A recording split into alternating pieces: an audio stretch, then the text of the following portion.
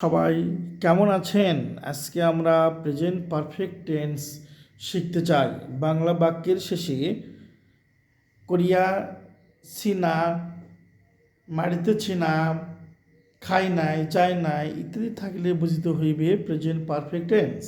গঠন প্রণালী: subject plus auxiliary verb have not oblique has not plus মূল ভার্বের পাস্ট পার্টিসিপল প্লাস এক্সটেনশন বসিবে।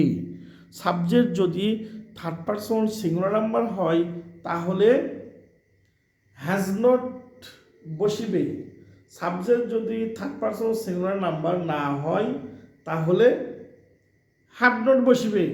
যেমন রহিম স্কুলে যায় নাই, তাহলে রহিম হ্যাজ নট গান টু স্কুল।